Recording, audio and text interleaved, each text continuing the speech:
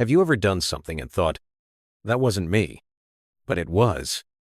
You were there. You remember it sort of, but it felt like watching someone else. Like the hands were yours, but the mind wasn't. What if I told you that might be truer than you think?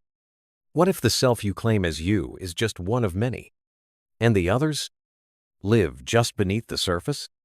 Let's talk about dissociation. It starts small. Daydreaming during class, forgetting chunks of time, feeling like the world is distant, like you're watching yourself through a camera feed. That's not just distraction. That's the mind splitting from the moment. It's a defense, a protection, because sometimes what's happening is too much, too fast, too wrong. And if the body can't escape, the mind will. It's more common than you think. But sometimes it doesn't stop there. Sometimes the mind doesn't just float away. Sometimes it fractures. Let's talk about dissociative identity disorder, once known as multiple personality disorder. Not fiction, not a movie trope. A clinical, documented, devastatingly real phenomenon. A mind so overwhelmed by trauma that it creates multiple selves. Not imagined, not fake, but fully formed, functional identities, each with their own memories, voices, fears, skills, sometimes even accents, handwriting, allergies. Let that sink in. One body, many minds. Let's talk about why it happens. The most common cause? Early, repeated trauma. When a child is abused, especially over time, their brain does something incredible, unnatural, life-saving. It creates compartments, walls, divisions, rooms inside the psyche. In one room, the pain lives. In another, the smile. In another, the rage. In another, the protector. In another, the one who never speaks. And these rooms become people, not imaginary, not hallucinations. People. Let's talk about the alters. That's what the personalities are called. Alternate states, altered selves. Each serves a function. Some are protectors. Some are childlike. Some are angry. Some are calm. Some only come out in danger. Some only come out in intimacy. The host, the one who thinks they are the real self, is often unaware, because the mind isn't just hiding pain, it's hiding itself. Let's talk about amnesia. Many people with DID don't remember the switches. They lose time, wake up in new clothes, with texts they didn't send, with cuts they don't remember making, with friends they don't remember meeting. Sometimes they're told, "You acted totally different yesterday," and they have no idea what that means. The host is confused, ashamed, terrified.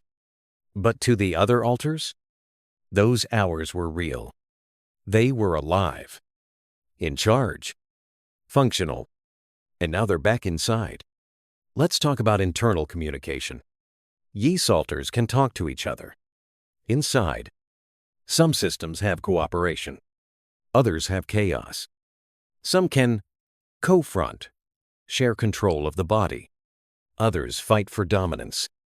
The mind becomes a democracy, or a dictatorship, or a war zone, all inside one skull.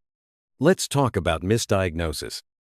People with DID are often told they have borderline personality disorder, bipolar, PTSD, schizophrenia, because the symptoms mimic so much.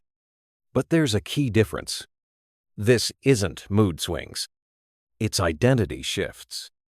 You're not just feeling different. You are different. Different voice, posture, handwriting, beliefs. It's terrifying. Not because it's wrong, but because it's real. Let's talk about the public misunderstanding. TV made it look like horror. like possession, like violence. But most people with DID are not dangerous. They are survivors of things most people never recover from, never even remember. They didn't fracture to be dramatic. They fractured to stay alive. And now they live with that choice their mind made for them. Every day. Let's pause. You think yourself is solid, whole, singular. But maybe that's just a comforting illusion. What happens when the mask slips? When you wake up and find that hours have passed, but your body's exhausted, your phone's battery is drained, and you don't remember any of it? That's not forgetfulness. That's displacement. Another part of you stepped forward and lived without you. Let's talk about what that means. In DID, your mind is not a single spotlight. It's a stage. And different parts of you walk into that light at different times. Each one thinks, I'm the real one, until the curtain falls, and someone else takes the stage. Let's talk about switching. It doesn't always look dramatic. Sometimes it's a blink, a sigh, a pause in your sentence. Other times, it's total collapse. One moment you're crying. The next, you're composed. The next, you're cold. The next, you're 5 years old. You remember fragments, but mostly you remember the blur. Let's talk about triggers. What causes a switch? It can be anything. A sound, a smell, a phrase, a posture, a touch. The body remembers what the mind buried. And when the trauma comes too close, a different part takes over. The one who knows how to handle it. The protector. The fighter. The one who can disappear completely. Let's talk about inner worlds. Many people with DID have detailed internal landscapes. Mansions. Forests. Underground cities. Labyrinths. It sounds fantastical, but it's not fiction. It's how the mind organizes the chaos. Each altar has a room, a place, a story. Some are locked away. Some are always moving. Some live in darkness and don't speak. But they're all real. Inside. Let's talk about function. Some altars do the work. They go to the job, pay the bills, handle the stress. Others are frozen in time. They hold the pain, the fear, the memory. They never age. Because their job isn't to grow, it's to hold. Let's talk about self-harm. Sometimes the host finds new wounds, scratches, bruises, no memory. Because another part, the one who feels the pain, or the shame, or the punishment, took it out on the body, and the host pays the price. This isn't manipulation. It's fragmentation. It's survival splintered into suffering. Let's talk about relationships. Imagine loving someone, but they don't always recognize you. Imagine dating a person with DID. One alter trusts you, another doesn't. One is romantic, another is distant, another flirts with someone else. Imagine being the person with DID and being told, you cheated, but you have no memory of it. And part of you didn't do it, but another part did. Who takes responsibility? Who carries the guilt? Let's talk about internal conflict. Some alters hate each other, sabotage each other, erase memories, mock, scold, threaten. Others nurture, protect, comfort. It's not always chaos, but it's never silence. Let's talk about co-consciousness. In some systems, multiple alters are aware at once. They can hear each other, share memories, even talk out loud through the same mouth. Imagine hearing two voices in your head, arguing, negotiating, coaching, and both are you. Let's talk about denial. Many hosts don't believe they have DID. They think they're faking. They think they're just dramatic. because that's what the world told them.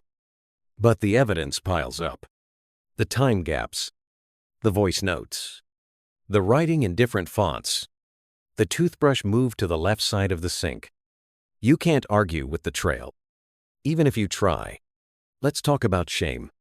So many people with DID live in secrecy, fearful they'll be called liars, actors, possessed, because pop culture made a spectacle of their condition. But DID isn't flashy. It's not fun. It's not thrilling. It's exhausting, terrifying, isolating. It's waking up every day not knowing who will be in control, or what they'll do, or what they've already done. Let's pause. You still think you have one mind, one identity, one self? Or are you starting to wonder, who else is living inside you? You've lived 1,000 lives, inside one body, spoken with voices that weren't yours, carried memories you couldn't explain, loved people in pieces, survived in fragments. But now comes the hardest question. Can you ever become whole again? Let's talk about integration, not erasure, not fusion by force, but collaboration, learning to live with the others as one system, one body, shared awareness. It starts small, recognizing the switches, naming the alters, acknowledging the pain they hold, thanking them for protecting you, even the angry ones, even the silent ones, even the ones who scare you, because they didn't appear to hurt you. They appeared to save you. Let's talk about therapy. DID is treatable, but not with pills, not with shortcuts, with time, with safety, with gentle access to the rooms no one visits. The goal isn't to erase the alters. It's to let them come forward, safely, one by one, to speak, to be seen, to be known. When the system is heard, it starts to settle. Let's talk about inner communication. Systems that heal don't silence their parts. They learn to listen. Some use journals. Some use drawing. Some speak aloud in safe spaces. Some hold internal meetings. It sounds strange, but to them, it's home. Let's talk about grief. Because healing doesn't just bring peace, it brings loss. Sometimes integration means saying goodbye to the child alter who held the innocence, to the protector who kept you alive, to the angry one who said what you never could. You become stronger, more unified, but you feel it, the fading of the old identities. And that hurts, because they were real, and they mattered. Let's talk about the outside world. People won't always understand. Some will doubt you, mock you, call you names, but they don't know the truth, that it takes unimaginable strength to survive what you did and stay kind, to live with chaos and still look for love, to forget yourself and still show up. Let's talk about hope. You don't need to be normal. You need to be safe, connected, understood. You don't need to become one person. You need to become one system, aligned. You are not broken. You are complex, multifaceted, resilient. The world told you fragmentation is weakness, but for you, it was survival. Now you get to choose. To build a life where all parts are welcome, where no one is locked away, where nothing is punished for protecting you. Let's talk about the truth. We all have parts, roles, masks, sides we show, sides we bury. But for some of us, the divisions run deeper because the wounds were deeper. But in the end, there is no normal self, no perfect personality, no fixed identity. There is only the evolving you, the one who adapted, who fractured, who rebuilt, and who now dares to return to the world with all your parts held in one body, walking as one soul. You are not fake, not dangerous, not dramatic. You are proof that the mind will do whatever it takes to keep living. And now you don't have to survive alone.